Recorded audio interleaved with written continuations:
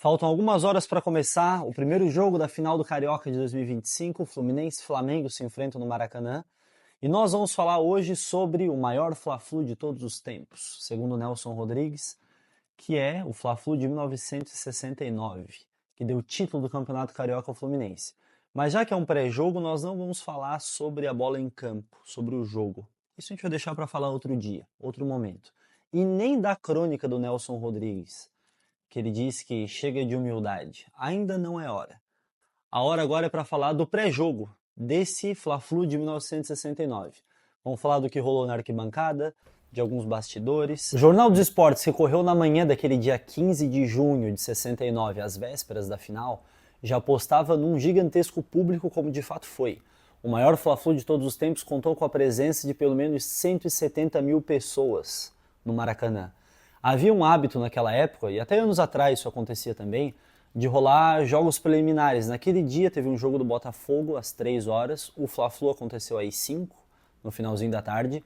Então todo o entorno do Maracanã, o estádio já estava pulsando desde cedo, desde o começo da tarde.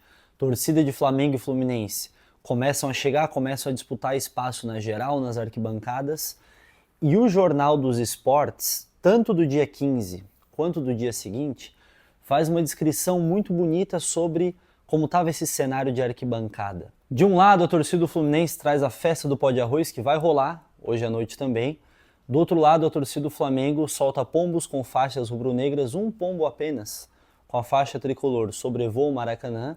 E na hora dos balões, vários balões rubro-negros começam a pegar fogo.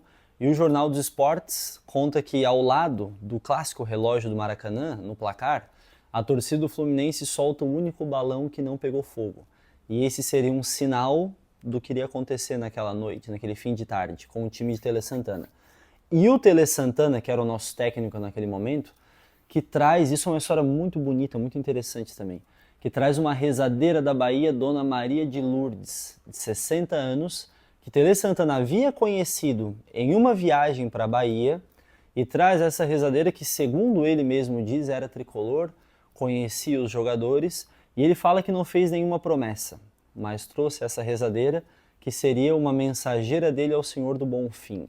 E com a fé da Dona Maria de Lourdes de Tele Santana, as arquibancadas do Maracanã vão se enchendo, as gerais também, e a torcida jovem Flu chega no Maracanã.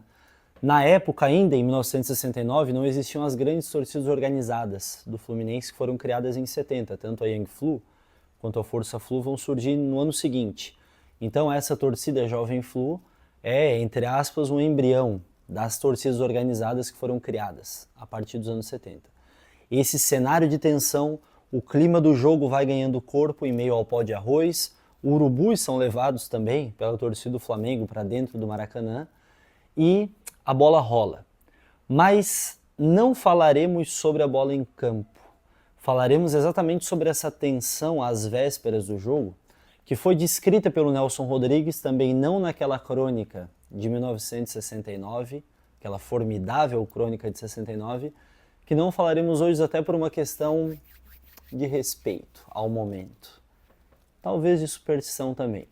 Mas nós iremos recorrer à crônica do Nelson Rodrigues às vésperas do Fla-Flu de 63, em que ele chama Semana de Fla-Flu.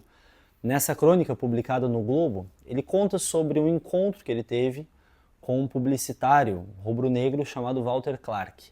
E na conversa que os dois têm, ele percebe um ânimo muito grande, uma leveza muito grande na palavra de Walter Clark. E ele diz que falta a ele a tragicidade do Fla-Flu, a tensão que precede o Fla-Flu, e ela é extremamente necessária. E ela sempre estará presente na torcida do Fluminense. Nessa crônica, o profeta tricolor Nelson Rodrigues diz que enquanto houver tensão, enquanto houver esse sentimento da semana de Fla-Flu, que com certeza todos nós estamos passando, nesses dias até o próximo domingo, o Fluminense vencerá. E olha que curioso, esse jogo de 63, nós não saímos vencedores, como aconteceu em 69. E como aconteceu, como normalmente acontece, em tantas outras decisões. A gente não venceu. E na crônica do dia seguinte ao jogo, Nelson Rodrigues fala que se o fato desmentiu o profeta, pior para o fato. Vamos parar para pensar. Se ele diz que enquanto nós tivermos esse sentimento, a torcida do Fluminense viver a semana de Fla-Flu, viver as vésperas do jogo, o Fluminense será campeão, mas o fato desmentir, pior para o fato.